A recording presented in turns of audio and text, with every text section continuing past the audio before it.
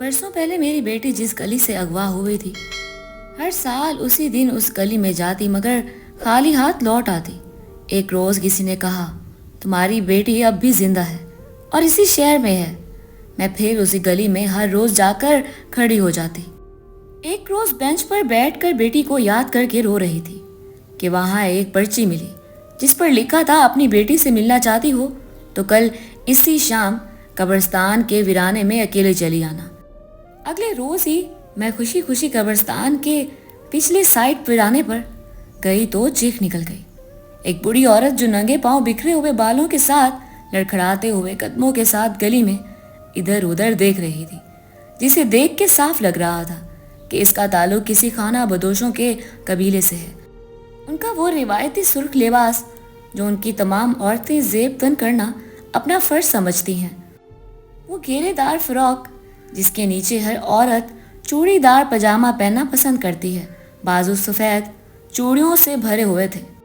انگلیوں میں بھی کئی بوسیدہ انگوٹھیاں جگمگا رہی تھی اور کسی اچھے وقتوں کی معلوم ہوتی تھی، ورنہ اس بوڑھی عورت کے پاس، جس کے حلے سے ہی پتہ چل رہا تھا کہ وہ مانگنے والی ہے، اس کے پاس اتنے قیمتی نگینے کہاں سے آئے؟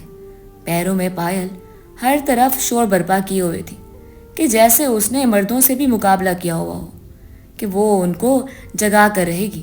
وہ روایتی گھنگرو جو کسی زمانے میں عورتیں اپنے شوق سے پہنا کرتی تھی، جو بعد میں ان کے لباس کا حصہ بن گئے۔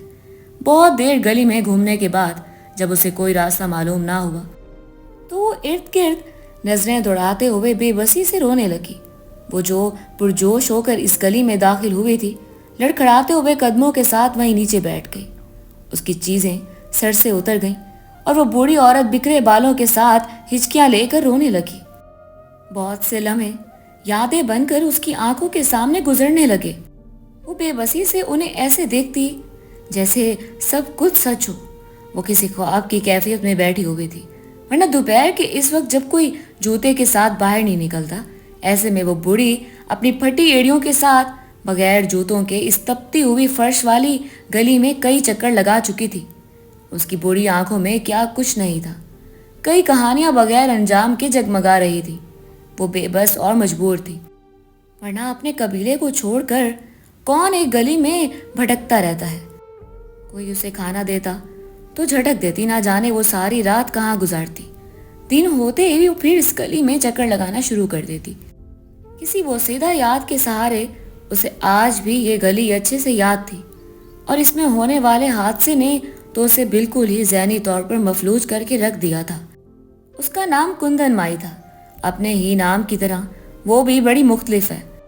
برسوں بیت گئے مگر اس نے اس پرانی گلی میں چکر لگانا نہ چھوڑا۔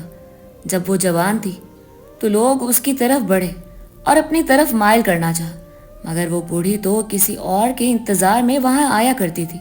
وہ بچی جس کی خاطر وہ یہاں آتی، اس کو دورے پڑتے تھے۔ بیٹھے بٹھائے وہ چیخنے چلانے لگتی اور کہتی، میری بیٹی کو چھوڑ دو، وہ بے گناہ ہے، اسے مجھ سے مت چھینو، چھوڑ دو، اس کے بغیر میں مر جاؤں گی، وہ میرا کل اثاثہ ہے، اگر وہ مجھ سے بچھڑ گئی تو میں بھی مر جاؤں گی۔ وہ یہ سب آنکھیں بند کر کے کہتی، جیسے وہ آج بھی اس منظر کو یاد کر کے روتی ہے جو برسوں پہلے گزر گیا۔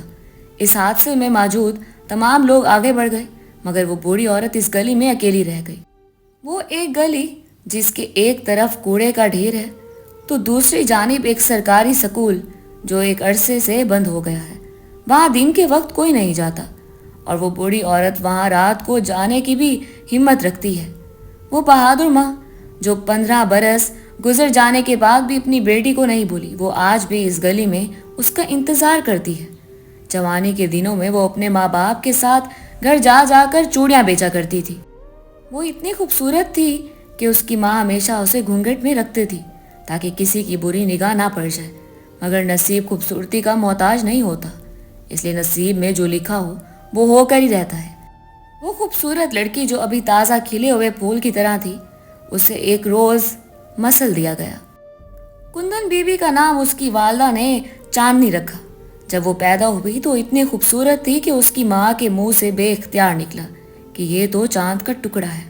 بس پھر کیا تھا، جو ارد گرد عورتیں بیٹھی ہوئی تھی انہوں نے उस छोटी लड़की का नाम चांदनी रख दिया।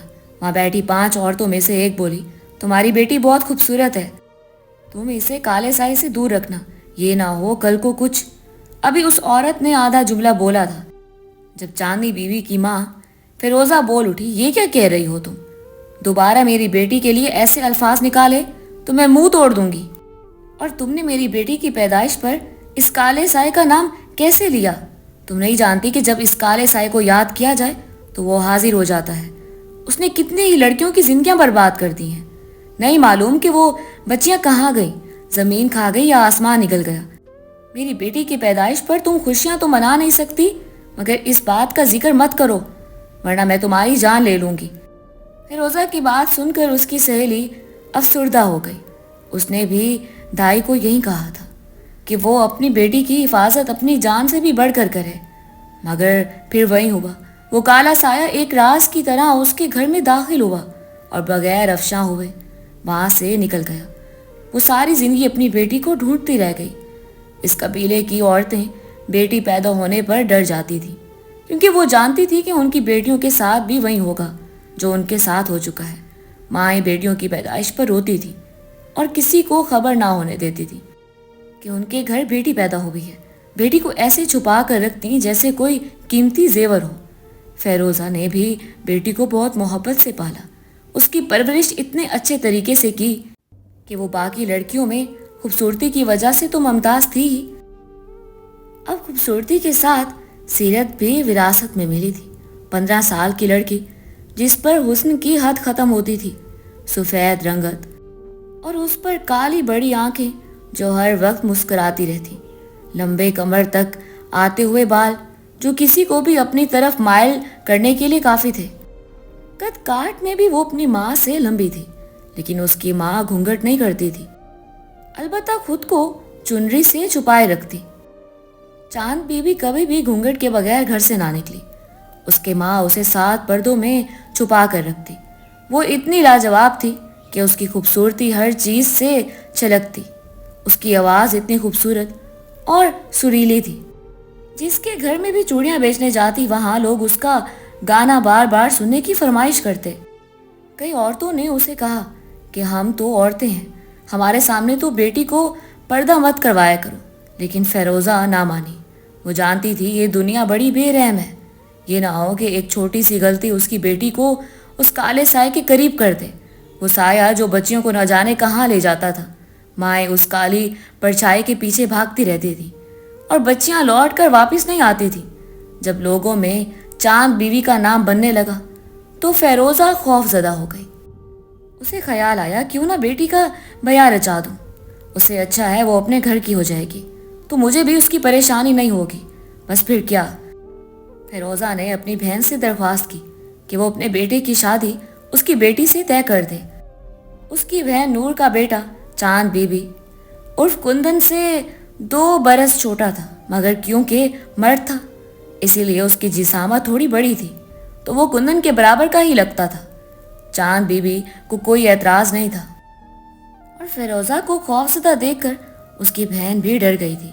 वो खुद भी इतनी खूबसूरत लड़की को बहू बनाने से डर रही थी, क्योंकि वो जानती थी कि अगर किसी भी मर्द ने या औरत ने उस छोटी लड़की का चेहरा देख लिया तो मुमकिन है कि उसका भी वही अंजाम हो जो इस कबीले की बाकी औरतों का होता है। बगैर किसी को इतला दिए एक रोज दोपहर के वक्त जब बारिश ने हर तरफ जल थल किया हुआ था, तब फेरोजा ने अपनी बेटी का निकाह आमिर से कर दिया, जो उसका सगा भांजा था। उसने आज तक चांद बीबी उर्फ कुंदन का चेहरा नहीं देखा था, इसलिए पहले पहल तो शादी के लिए नहीं माना। उसकी एक शर्त थी कि वो पहले चांद बीबी का चेहरा देखेगा, उसके बाद ही वो निकाह के लिए राजी होगा। बड़ी मुश्किलों से नूर अपने बेटे को मना कर लाई थी। इस कबीले के ज्यादातर मर्द रोजगार की खातिर कबीले से बाहर रहा करते थे। साल में एक आध बार उनका आना होता था। चांद बीबी के इस बड़े दिन भी उसका बाप गैर हाजिर था। उसे तो इतला भी ना दी गई थी कि उसकी बेटी की शादी है। फेरोजा डरती थी कि कहीं उसे किसी और से पता ना चल जाए और फिर वहीं सब कुछ उसकी बेटी के साथ ना दोहराया जाए, जो कबीले की कई लड़कियों के साथ हो चुका था। आखिर वो कौन था? सबके दिलों में यही सवाल था, मगर जवाब किसी एक के पास भी नहीं था। बारिश के रुकते ही चांद बीबी का आमिर से निकाह पढ़ा दिया गया। रात होने तक ये बात हर किसी से छुपाई गई। फैरोजा तो चाहती थी कि ये बात किसी को भी मालूम ना हो और वो बेटी और दामाद को चोरी छुपे इस कबीले से शहर की तरफ रवाना कर दे, मगर ऐसा कुछ ना हो सका। 14वीं का चांद भी इतना नहीं जगमगा रहा था जितना चांद बीबी का चेहरा। वो शर्म से सर झुकाए घूंघट किए बैठी थी। जब उसे अपने इर्द गिर्द किसी और की मौजूदगी का एहसास हुआ, वो खुद में सिमट कर बैठ गई। एक पल को तो उसको लगा था कि आमिर होगा, यानी उसका शौहर। मगर जब काफी देर हुई तो वो कुछ ना बोला तो चांद बीबी परेशान होने लगी। ना जाने वो चुप क्यों था, जो उसे एक बार देखने के लिए किसी भी चीज का खतरा मोल ले लेना चाहता था। वो इतना बेखबर होकर बैठा था कि चांद बीबी को भी कोफ्त सी होने लगी थी। उसने फौरन से अपना घूंघट उलट कर रख दिया, मगर सामने मौजूद शख्सियत को देखकर उसके पैरों तले से जमीन निकल गई। वो जोर जोर से चलाने लगी। ऐसे में चांद बीबी की चीखों ने सबको बेदार कर दिया था। नूर भागते हुए बेटे के कमरे की तरफ आई और दरवाजा बजाने लगी। चांद बीबी खौफ के मारे बेहोश हो चुकी थी, इसलिए दरवाजा ना खोल पाई। आमिर जो रात गए तक दोस्तों के दरमियान बैठा रहा, जब घर से शोर आया तो वो भागते हुए मट्टी के टीले से माँ की तरफ आया। नूर डरी हुई थी। अगर उसका बेटा बाहर था तो अंदर चांद बीबी के पास कौन था? इस चीज ने उसके दिल में खौफ की ऐसी लहर दौड़ा दी कि वो साख्त होकर वहीं नीचे फर्श पर बैठी रही। फिर जोर जोर से रोते हुए बैन करने लगी।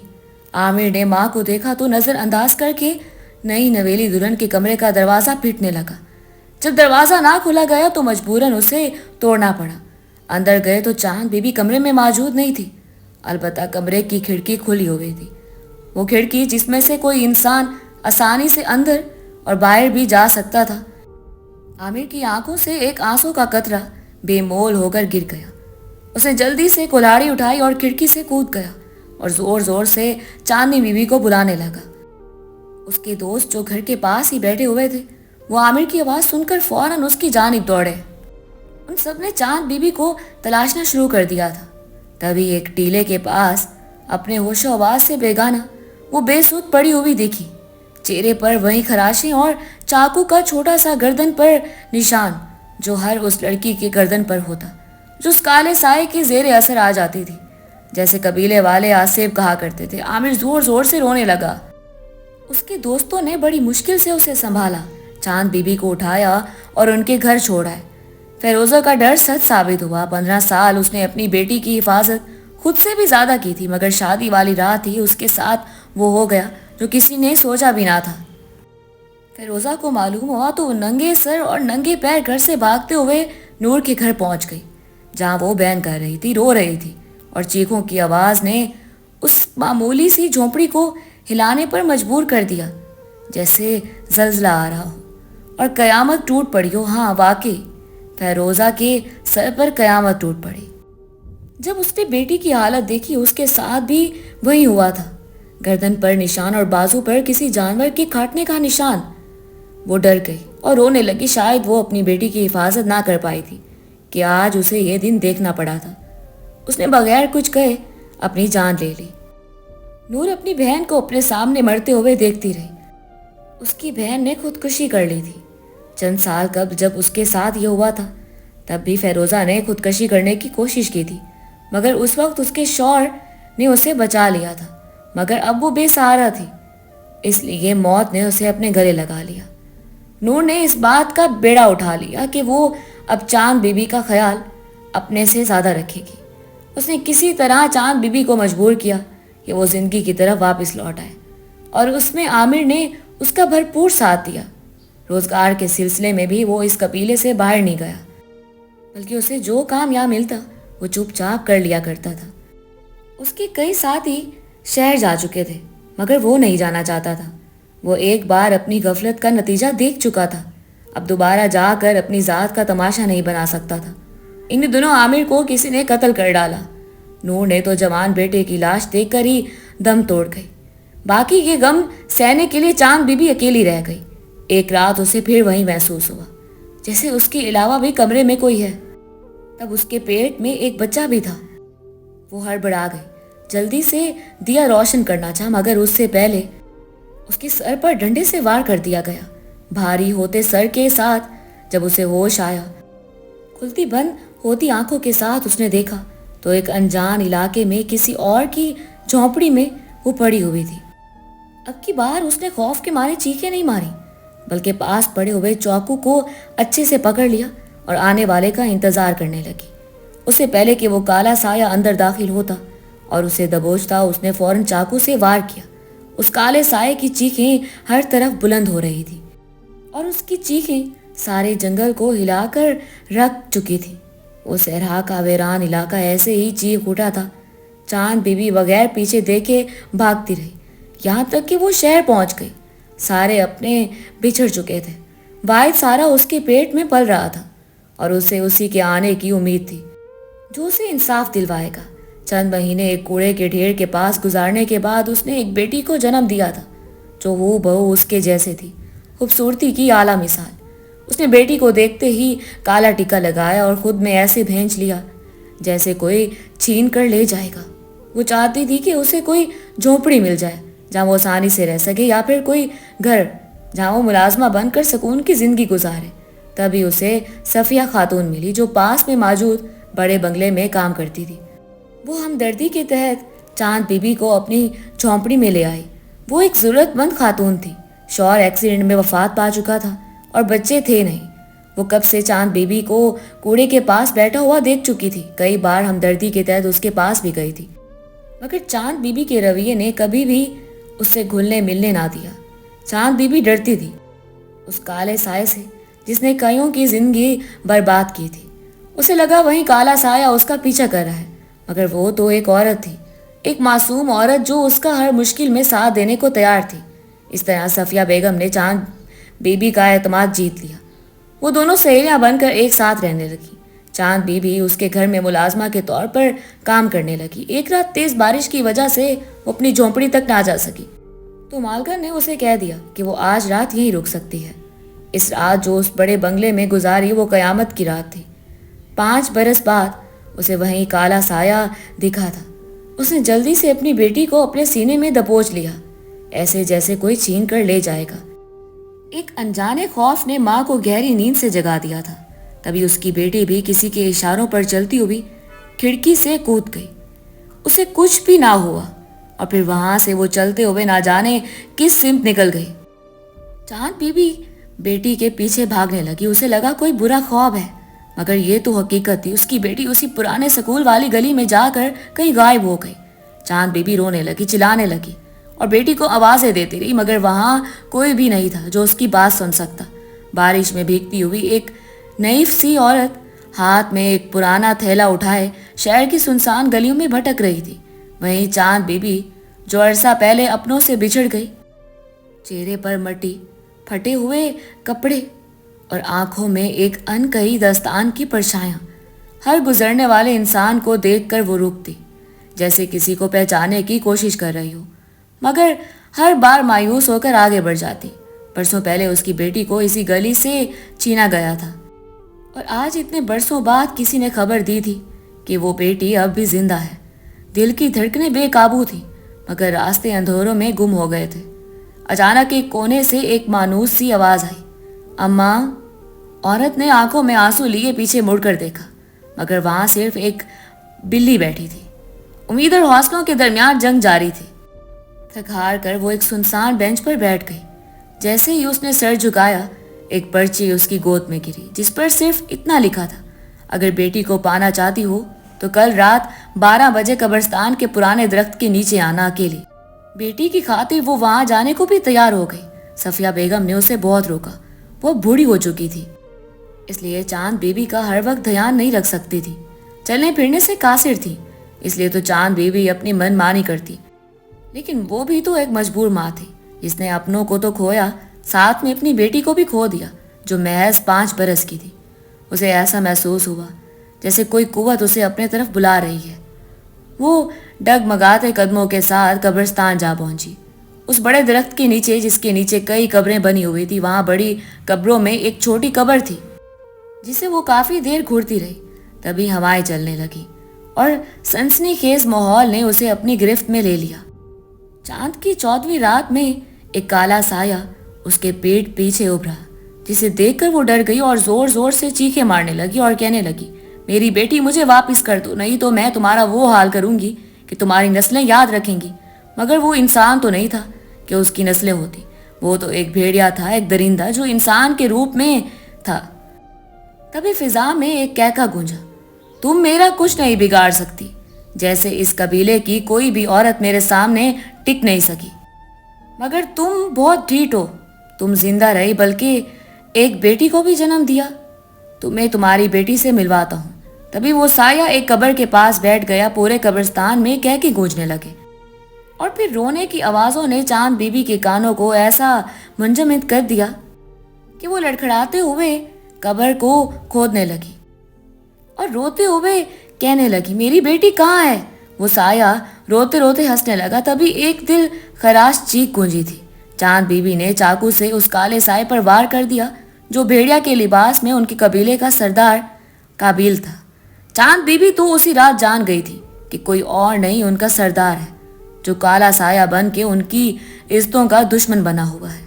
وہ اسے مار دینا چاہتی تھی مگر اسے موقع نہ ملا۔ وہ جانتی تھی کہ وہ کالا سایہ زندگی میں ایک بار پھر اس کے طرف ضرور بڑھے گا، اس کے بعد وہ کبھی بھی اس کو دیکھ نہیں پائیں گی۔ مگر قدرت نے اسے 3 بار موقع دیا اور تیسری بار اس نے یہ موقع گوایا نہیں بلکہ اس بھیڑیے کو وار کر کے ہمیشہ ہمیشہ کے لیے ختم کر دیا۔